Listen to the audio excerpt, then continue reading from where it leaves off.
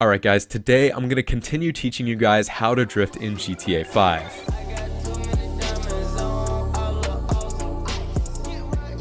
So in this guide, we're going to continue where we left off in the beginner level tutorial and focus on applying some of the beginner skills to more technical drifts. We're first going to update our tuning setup, then we're going to talk about the basics of drifting lines and entries. Now, as I just mentioned, this is a continuation of the beginner level tutorial we covered previously. This first tutorial went over everything from game and controller settings to picking out a drift car to the process for building it up for drifting and all the way to some introductory drifting drills to teach you guys the basics of car control. If you are a bit confused about anything that I cover in this part of the guide, definitely go and take a quick pass at the first video to refresh your memory and fill in any gaps. And while you're at it, do consider subscribing to the channel and stay tuned for the advanced drifting guide, which will be coming very soon. The last quick note here is for anybody on Xbox, feel free to check the description of this video for a social club job link to the training map that I'm using in all of these tutorial videos. Alright boys, so once you get the basics down and you want to move on to more intermediate level drifts, it's good to consider ways that you can change up your drifting setup. For certain cars you won't need to do this, but with others, fine-tuning can definitely help. Now, if you feel like your car is a bit too grippy or snappy and you find it hard to keep slower speed drifts going, it's probably worth going for a more slippery setup. If you only started out with low grip tires equipped on your car, now is the time to also stance your car to see the combination of both of these traction affecting upgrades helps you out at all. Now, on the other hand, if you feel like your car is way too slippery to the point of it being undrivable, now is probably a good time to start removing any upgrades that affect traction. If you only had the low grips on initially and they feel really slippery, just try stancing the car instead to see how it feels. Now, if you guys saw the first part of this tutorial, you'd know that I picked the Futo GTX to start out with, considering how capable of a drift car this is. Now, for this tutorial, we are going to continue with this car, and we actually won't be changing up our setup at all, which will make things super easy. Also, if you chose the original Futo instead of the Futo GTX, the base setup on that car also won't change. So, our tune is now fixed up and it's ready to rock, so let's hit the track and cover some intermediate level drifting drills. Alright boys, so the first thing to cover here is the entry to your drift, which is the way you're going to start out your drifting line. Now, up to this point, we've started our drift stationary just by launching the car straight into the drift by using the handbrake. But now it's time to spice things up a little bit and make entering drifts a bit more fun. Now, the best way to get comfortable with the different styles of entries is to approach a simple 90-degree turn at a reasonable amount of speed. So give yourself a decent run up and allow your car to at least reach second gear and you should be good to go. From here, you can execute an entry in the following ways. The first way is a really simple power over type entry, and all this requires you to do is to turn aggressively into the direction of the drift while you're keeping the throttle floored. The main goal here is to induce enough oversteer for the rear end to kick out, and from here you're going to be set to continue with your line. Now, how deep you enter the corner using this technique will depend a lot on the car and the amount of grip that the car has to begin with, so it may take a few tries to get this right.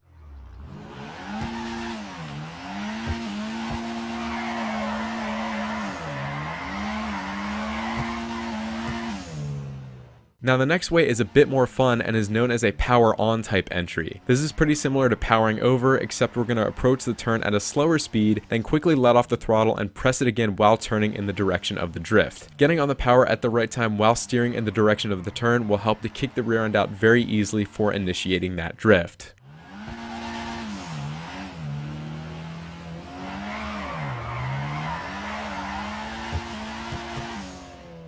Another way of reliably entering a drift is just by using the handbrake. For this, you're going to go straight into the corner a bit further this time so you can maximize your speed. Then you're going to press the handbrake for about a second or less, just don't hold it, and while you're doing this, turn in the direction of the drift. Pressing the handbrake is going to momentarily lock the rear wheels, and steering in the direction of the drift will cause the rear end to kick out very easily.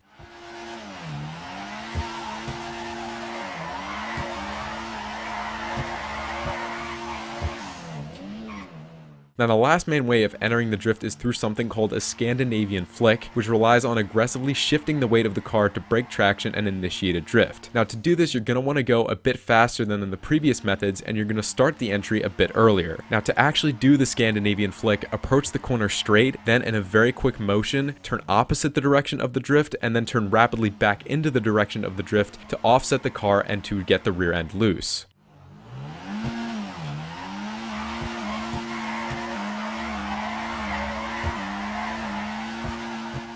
Now the goal here is for you guys to get comfortable with each style of entry so that way you can confidently perform each type through a simple 90-degree turn and then exit the drift cleanly. Now if you're still having trouble with getting these entries right, here are some more tips. First off, start slow. We really haven't been drifting at super high speeds, and this is not the time for you to try an entry at like 120 miles per hour. If you progressively increase the speed of your entries instead, you're going to get a way better idea of how aggressive you actually need to be to initiate a drift properly. Starting a drift too fast will make things unnecessarily difficult, you're at risk for crashing your car, plus you're going to have to work a bit harder to control your speed so you can actually link the entry with the rest of your line. Now speaking of speed, controlling this properly is crucial to making sure you can link your entry with the rest of your line. If you're entering your drifts a bit faster, your car might be a bit delayed in shifting back into first gear. Now if after you initiate you notice that the revs are still very low and the car is struggling to stay sideways, it's probably still in second gear, and this is going to make it harder for you to keep a drift going.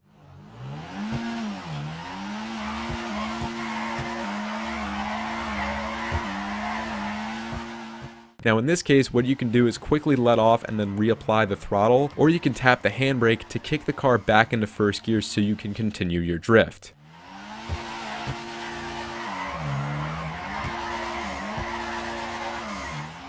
Now another major tip here is to play around with the timing of your entry. Now I did try to give you guys some general guidelines for when you'll want to start initiating a drift depending on the entry you're doing, but this will also be heavily influenced by the car that you're using and the speed you're comfortable with entering at. If you start slow and practice entering corners earlier and later, you should start to fall into a pretty easy groove for when you should be timing your entries. Now a good way to do this is to actually place down an obstacle at the apex of the turn you're drifting around, as well as another one that's a couple car lengths across from it. A good entry should allow you to place the front wheels fairly close to that inner obstacle, if not a few feet away from it. Now if you initiate too early, your car might not make it past this first obstacle, or you're just going to crash into it. On the other hand, you'll know you initiated too late if you can't get your car through the gap that you've set, or you crash into that outer obstacle. Alright boys, so we now have a really good idea of how to enter a drift, which is one major part of linking together a full drifting line. Now the second part of this is planning out your actual drifting line, or basically the route you want to follow when you're drifting, so that way you have a better idea of how much speed you'll need to carry, as well as when and how early you're going to need to initiate your transition. We're going to take a break from the drills really quickly to take a look at a picture of an example drifting line. Now as you guys can see here, I have a red line plotted around the track to show roughly the path your car should be following when you're drifting. If you played a lot of racing games or even raced a lot in GTA 5, you probably know the importance of picking the right racing line so you can hit the apex of each turn as fast as possible. The same general principle will apply when we're drifting as well. Although our goal isn't to finish the course as fast as possible, we do want to smoothly connect our drifts and minimize the number of times that we're transitioning directions. Now, no matter what track or route you want to drift through, start off by taking a chill, slow drive through it to see where the various apexes of the turns are and get familiar with the fastest line around the track, as this is going to be a good guide for where you'll want to place the car when you're drifting through it. Now, the other thing to think about is when you should start to transition your drifting directions. The best way to do this is to take another chill drive through whatever route you're planning to drift through and pay attention for when the track switches directions. We'll go back to that overhead view of the track, and as you'll see, I put points to mark out where there's a distinct change in the track's direction. Now if you break up the track into individual turns that go in different directions, you can actually plan out when to transition pretty easily. Now as you start to approach that point between two distinct turns, this is the time for you to start countersteering in the opposite direction, so that way the car successfully accomplishes the transition and keeps it on the line when you're entering the next corner. Now there is a lot of theory behind planning out your lines when racing or drifting even, but I hope that here I was able to give a somewhat good summary of the main points. So now we're going to actually put the line we just planned out into play and give our first go at properly linking it all together. So long as you've familiarized yourself with the route so you know roughly where each apex and direction change is, you should be good to actually try drifting through it. At first, just try launching your car towards the start of the line to get the initial wheel spin you'll need to initiate the drift. As we've seen before, starting slow is the best option to keep our car smooth and controlled, so we can better feel out how much more speed we can carry through the line the next time around. From here, we're going to work in the skills of power control, counter steering, and timing our transitions to correctly link the full line. There's a couple things I'll note here. First of all, I'm doing my best to keep the car going at a somewhat constant speed throughout. I'm not drifting at too high of a speed here because I don't want the car to upshift and fall out of power, and at the same time, I'm not drifting too slowly because it doesn't look smooth and it might require me to transition when I don't actually need to. Now when it comes to longer and wider turns, I'm making an effort to use as much of the car's power when it's possible, and I'll only start controlling the throttle or applying the handbrake for those tighter and more technical turns. Now here I'm going to reintroduce the concept of manipulating the camera using the right stick to see what I'm doing. Now as you'll see, if I aim the camera a bit higher above the car, I'll get better proximity to each apex so that way my lines stay smooth, plus the camera isn't as jerky because it's moving around with the car.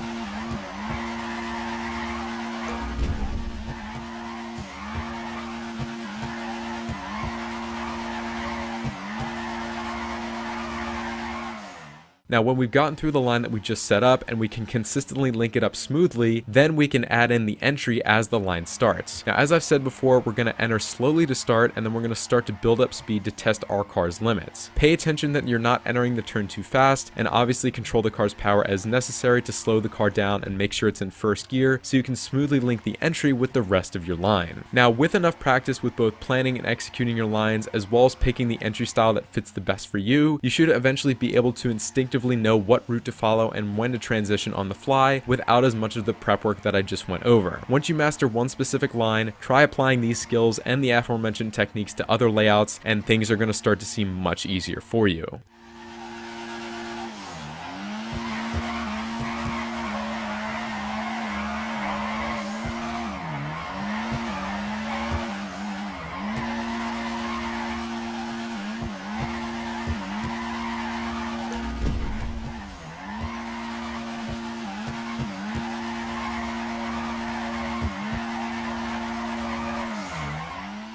So at this point, we made a ton of progress on our drifting journey. We've become more accustomed to the car that we're using, and if needed, we've tweaked our setup to make drifting a bit easier. Then with this updated setup, we learned various ways of entering a drift to get us set up to link it together with a proper drifting line. We also now know the basics of picking said line and where we should be placing our car to minimize transitions. Finally, we learned how to link the entry with the rest of the line to make our drifting as smooth and precise as possible. And that's about everything I wanted to cover when it comes to getting into more technical GTA 5 drifting. The main goal of this tutorial was to build on the skills that we learned in the beginner guide and apply them to more technical and fun drifting exercises. Now, if you are able to master the techniques shown in the video, that's awesome, and you'll be that much more prepared to take on more advanced high-speed drifting tactics that I'll cover in the next video. So definitely keep on practicing and stick around the channel for when that guide drops. Now, as always, if you guys have any problems or questions related to GTA 5 drifting, then don't hesitate to ask me in the comments, and I'll do my best to give you a good answer. So with that said, thank you all so much for watching and supporting my channel, and have an amazing day.